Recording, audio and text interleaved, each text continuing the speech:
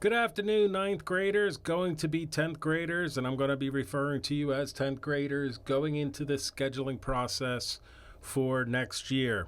Over the next 3 days, you will be completing your schedule for next year.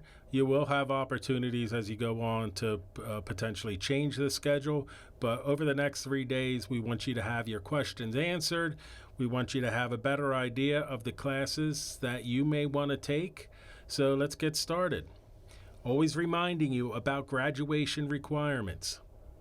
You need to have 4 Englishes, 4 social studies, at least 3 science and 3 math, and then 1 additional math or science. That doesn't mean that that's all you should take. If you are very interested in math, very interested in science, you could take many more as electives. And you probably should, especially if you're going to college, making sure you have at least 4 sciences, 4 maths, and continue taking some electives in those fields. Phys Ed, you will have to have 1.5 credits. So this year you'll be taking your scheduling PE 10. You need 1 credit in health, though you won't be taking a health class next year unless, of course, you fail Health 9. You will be taking driver's ed, so you're going to make sure that you will schedule driver's ed, and that'll be one of your choices. And then again, you were going to need to finish that off with some required electives. That gives you 27 credits when you graduate, and again, you will actually be taking 32 credits while you're at Conrad Weiser. So how do we follow all this?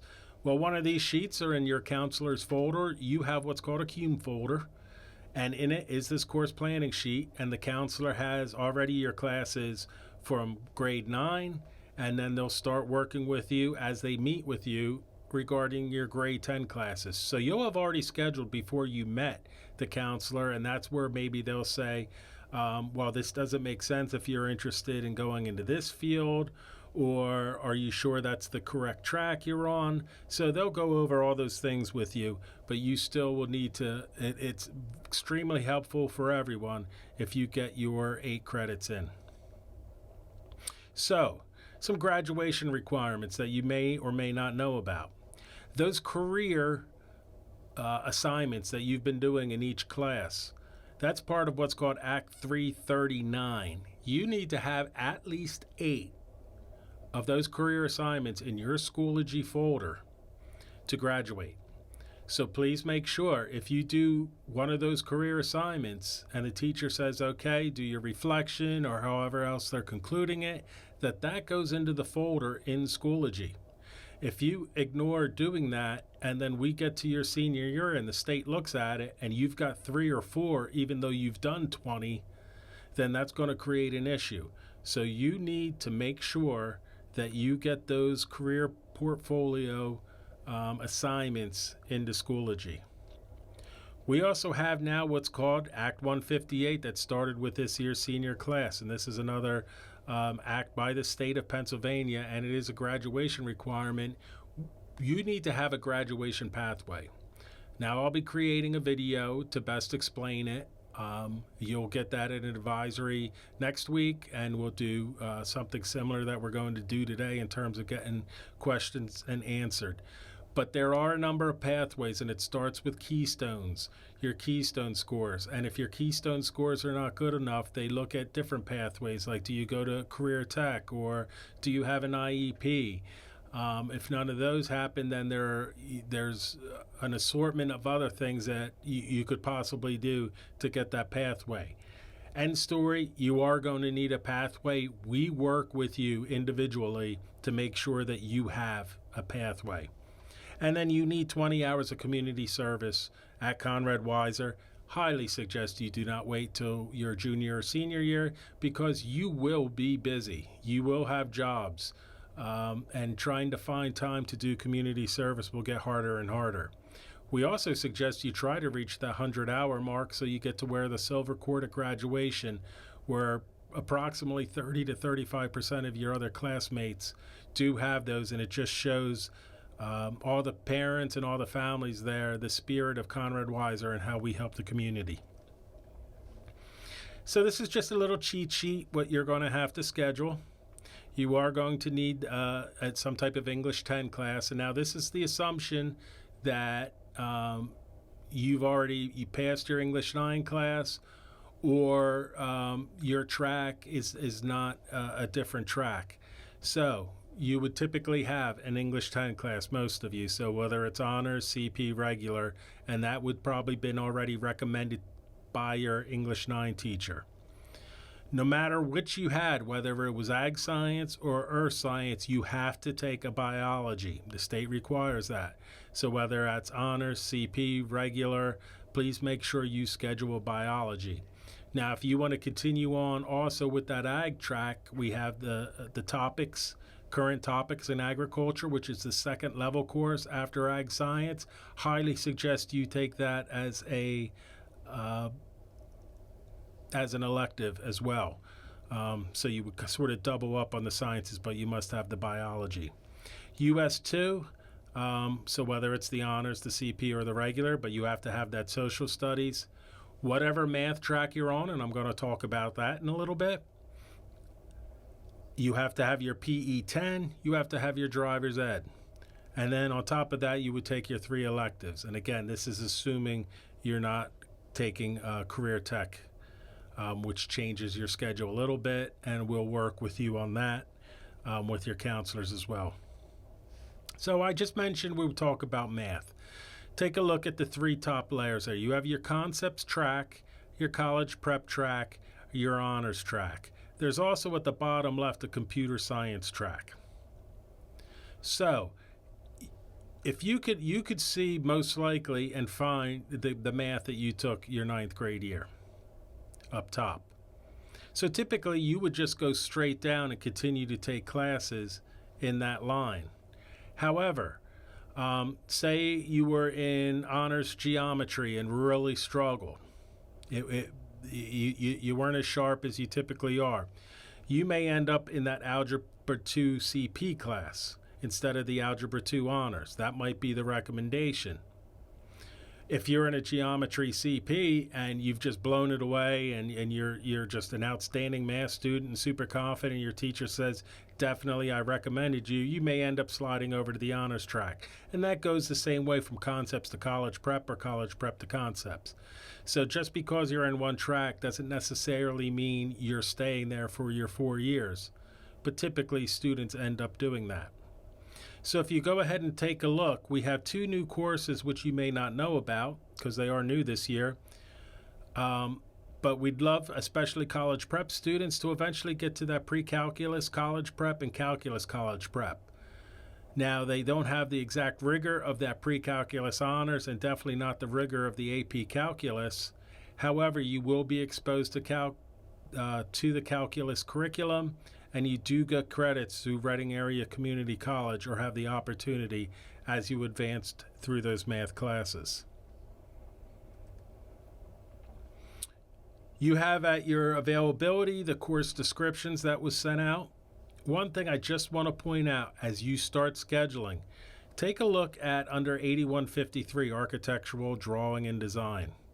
That is actually a 2nd level course. The 1st level course was Drawing, Design, and Innovation, but you probably wouldn't know that just by its title. So underneath, as you see I put in red, sometimes it'll say prerequisite. So in this one, it would be that Drawing, Design, and Innovation class. When you schedule, you may choose a class and try to slide it over, and it will not do it. It will say at the bottom, prerequisite not met.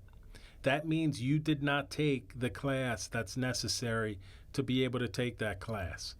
If you believe you have taken that class, and sometimes mistakes are made by us or sometimes it's made by Skyward, you need to let your advisor know that, and then they'll send that out to us in the office as we take questions and help you out to make sure that that is fixed, that is corrected. Going down to 8212, you can see this one says Manufacturing Systems 2. You see a 2 next to a class. Typically, it does have a prerequisite, and in this case, it was Manufacturing Systems. Also at the bottom, you'll see in blue that there's a personal project fee is required. Some classes do have a small fee, and that is for materials, so make sure you just are aware of that before scheduling a class. Really only one new course for you to take that's added to the course catalog. That is Intro to the Art of Photography. We still have digital photography that we offer. There is also, and I should have put in this as well, Intro to the Art of Photography 2. So if you've had digital photo already, you would be able to take Intro to the Art of Photography 2. If you take Intro to the Art of Photography, what that is more of a look at the artistic, the composition of pictures, the lighting, things like that to try to make a more beautiful picture. Digital photo really stresses the manipulation with computers and working with that kind of software. Both have a lot of similar things. One stresses digital photo, the technical aspects, while the art of photography stresses the art while you're taking your pictures. So what's our scheduling process? As you know, you probably checked already that you're not able to schedule right now. We're going to have that open at some point tomorrow during PLT. So you will register for your courses tomorrow and Wednesday. Make sure you have your 8 credits. At some point, the counselors, they're going to meet with next year's seniors, next year's juniors, and then they will be meeting with you just to review your courses, just like they did when they came over to the middle school last year. This time they'll be bringing you into their office, talk about your classes. You'll have that individual meeting, and to make sure you guys are on the same page. So after March 9th, we lock it up so you're not going to be able to change classes yourself. Your classes will be able to be seen on Skyward, but you decide that you definitely need to make a change or you're not comfortable with one of the classes you've taken, that's where you would need to just contact your counselor, email, get parent permission, and then you would be able to make a change if it does make sense. In the summer, we will send out the notice and say schedules are available. Your parents will have to log in, complete the necessary paperwork, and that'll unlock your schedule. Again, schedule carefully. There's no guarantee that once we get into the start of the school year that we're going to be able to make changes. So make sure that you are taking the classes that you are interested in. Make sure you read the course descriptions so that you know what class you are actually taking and what's involved in the class. If you're not sure what's involved in the class, ask those questions. That's what's important, and we're going to have the ability for you to ask questions and get immediate responses. Also, how do we do class rank? We do not rank from 1 to 200. So some schools, they'll say you're the 118th highest GPA in the class. What we do is group you into graduates, and then you can earn an honor. And that would be if you have a 4.0 grade point average or above, you'd be a summa cum laude. Your name would be read at graduation, and you would stand up. In the program, you might have magna cum laude, your name listed where it's 3.75. Up until right below 4, and then there's the cum laude if you have a 3.50 to 3.749 grade point average, and that's how we do rank at Conrad Weiser. So quickly, tomorrow I'm going to have a short video for you to watch before I unlock everything, and you will be able to see how to schedule.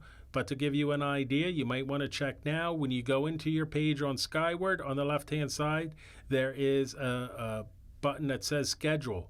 Tomorrow, you'll see at the top right, there'll be a Request Courses, and actually it'll say for 23-24 school year in the high school. That's the button you're going to click. And again, we're going to watch a short video tomorrow on how to do that. So you may have a lot of questions now. You may have a lot of questions in the next 2 days. How do you ask your questions? Submit to your advisor your question. They'll put it on a Google Jamboard. All the counselors and administrators will be looking at that at the same time as you are right now. We're ready and looking at it. And as questions come in, someone's going to answer immediately or get the answer for you. So you are going to get immediate feedback regarding your question. So no questions are dumb.